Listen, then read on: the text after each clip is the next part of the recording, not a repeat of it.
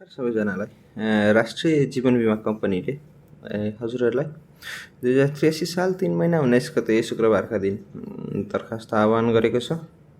दरखास्त गरेको पदहरू तह 8 देखि तह 4 सम्म गरेको छ।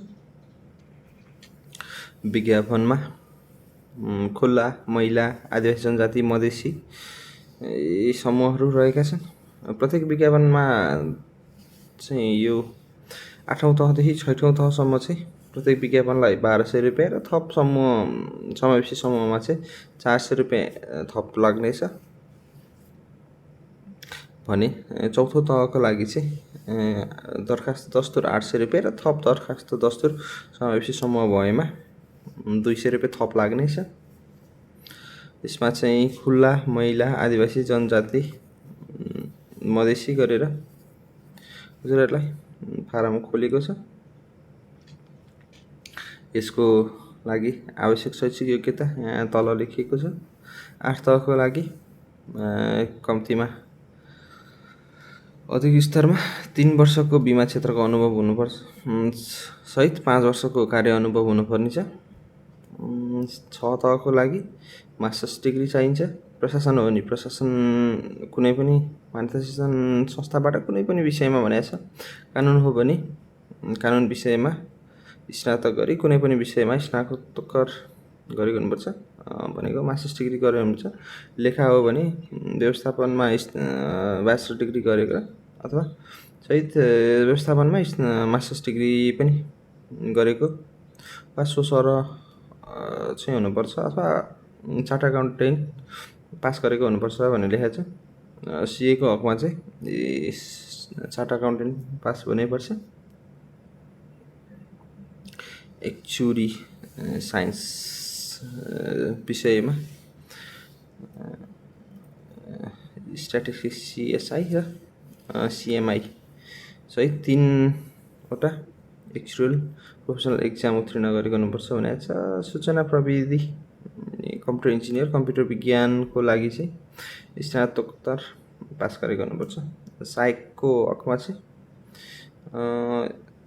स्नातक पास गरेको हुनुपर्छ भनेर लेखिएको छ। तर सहायकको चौथोको लागि चाहिँ सङ्गठनिक संस्थानको अप्राविधिक तर्फको द्वितीय श्रेणी वा चौथो तहको पूर्वयोगी परीक्षा समेत पास गरेको हुनुपर्दछ। यो चाहिँ प्रशासनको हकमा मात्रै भयो।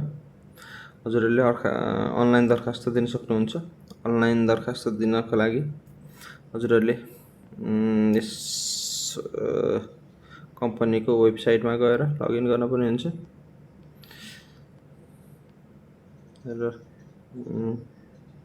यसको सिलेबस चाहिँ rbs.gov.np मा गएर सिलेबस हेर्न सक्नुहुन्छ।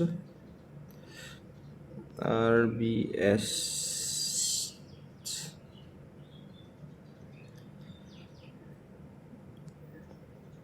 बिमा कम्पनीको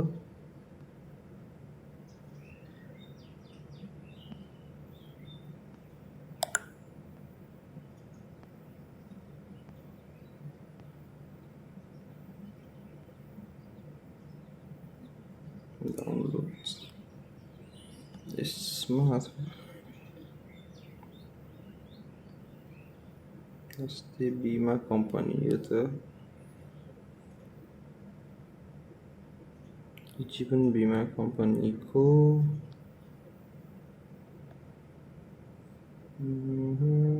करियरभित्र गएर अनलाइन एप्लिकेसन पनि छ।